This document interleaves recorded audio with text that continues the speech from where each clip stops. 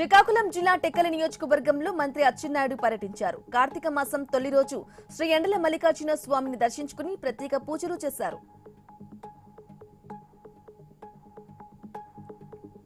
జూబ్లీహిల్స్ ఉప ఎన్నికల్లో బీజేపీని ఓడించేందుకు కాంగ్రెస్ కు మద్దతు ఇస్తున్నామని సిపిఎం రాష్ట్ర కార్యదర్శి జాన్ వెస్లీ తెలిపారు. బనకచెర్ల ప్రాజెక్టుపై కేంద్ర ప్రభుత్వం రాష్ట్రాల మధ్య పంచాయతీలు పెట్టవద్దని కోరారు.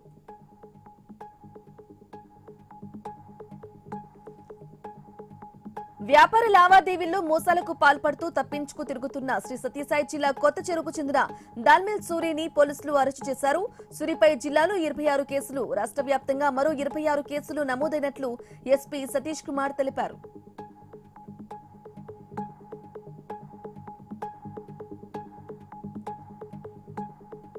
నారాయణపేట జిల్లా మక్తల్ మండలం కచ్వార్ నుంచి ఎడవెల్లి గ్రామానికి బీటీ రోడ్డు పనులకు మంత్రి వాకిటి శ్రీహరి శంకుస్థాపన చేశారు. రానున్న 3 ఏళ్లలో తెలంగాణలో ప్రతి పల్లెలో బీటీ రోడ్లు వేస్తామని మంత్రి హామీ ఇచ్చారు.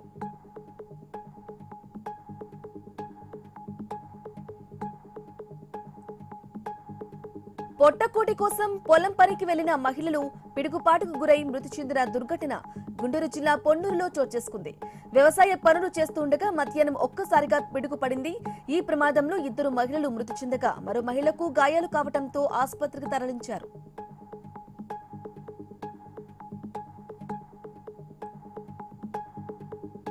కడప జిల్లా రాజంపేట మండలం ఎన్టీఆర్ కాలనీకి చెందిన శంషాద్ బేగం అనే మహిళకు వెన్నెముక సమస్య తలెత్తింది. ఆపరేషన్ చేయించుకునే స్తోమత లేక నరకయాతన అనుభవిస్తుంది. దాతలు ఎవరైనా ముందుకొచ్చి సహాయం చేస్తే ఆపరేషన్ చేయించుకుంటారని వేడుకుంటుంది.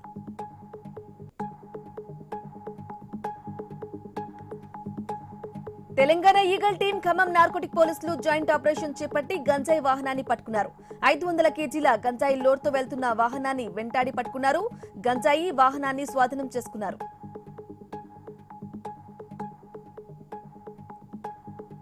బీఆర్ఎస్ వర్కింగ్ ప్రెసిడెంట్ కేటీఆర్ కు అరుదైన గౌరవం దక్కింది. ప్రతిష్టాత్మక global economic and technology summit 2025 కు ఆహ్వానం అందింది. నవంబర్ 10 నుంచి 12 వరకు శ్రీలంకలోని కొలంబోలో జరిగే సదస్సులో కేటీఆర్ కీలక ఉపన్యాసం చేరున్నారు.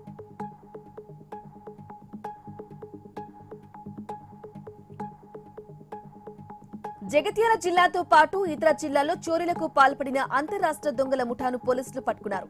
వారి వద్ద నుంచి 24.5 గ్రాముల బంగారం, 19,000 నగదు, ఓ కారు, సెల్ ఫోన్లను స్వాధీనం చేసుకున్నట్లు డీఎస్పీ రఘుచందర్ తెలిపారు.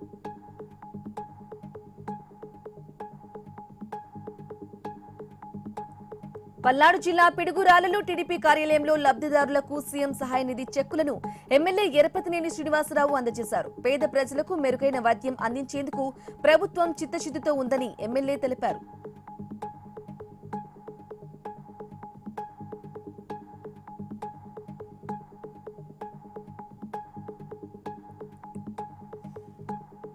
జూబ్లీహిల్స్ నియోజకవర్గంలోని యూసుఫ్గూడ డివిజన్ ఇన్ఛార్జీలు, ముఖ్య నేతలతో మంత్రి పొన్నం ప్రభాకర్ సమావేశం నిర్వహించారు. కాంగ్రెస్ పార్టీ అభ్యర్థి నవీన్ యాదవ్ విజయానికి క్యాడర్ ఐక్యంగా పనిచేసేలా దిశానిర్దేశం చేశారు.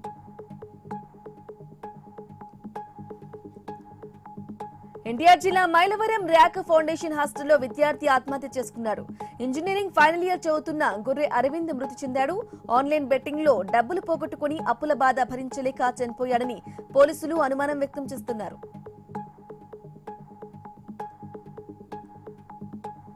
అనంతపురం జిల్లా గుంతకల్ డివిజన్ లో ప్రయాణికుల రద్దీ భారీగా పెరిగింది. దక్షిణ మధ్య రైల్వే గుంతకల్ డివిజన్ అధికారులు ముందస్తు చర్యలు చేపట్టారు. 66 స్పెషల్ రైళ్లు, మొత్తం 309 ట్రిప్స్ నడుపుతున్నట్లు అధికారులు తెలిపారు.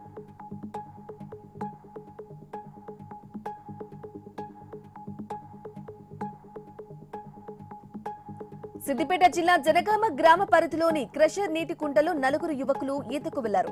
హుస్నాబాద్ పట్టణానికి చెందిన చాందుబా షాషా అనే యువకుడు గల్లంతయ్యాడు. ఘటనా స్థలానికి చేరుకున్న పోలీసులు గాలింపు చర్యలు చేపట్టారు.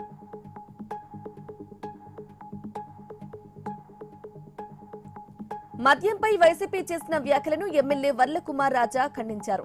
లిక్కర్ స్కామ్ లో చిన్న చేప, పెద్ద చేప, త్వరలో తిమింగలాలు బయటకొస్తున్నాయని తెలిపారు. వైన్ షాపుకు వెళ్లి మద్యం బాటిళ్లపై బార్ కోడ్ స్కాన్ చేసి ఎక్కడ తయారవుతుందో తెలుసుకున్నారు. ఇవి అప్డేట్స్. Keep watching.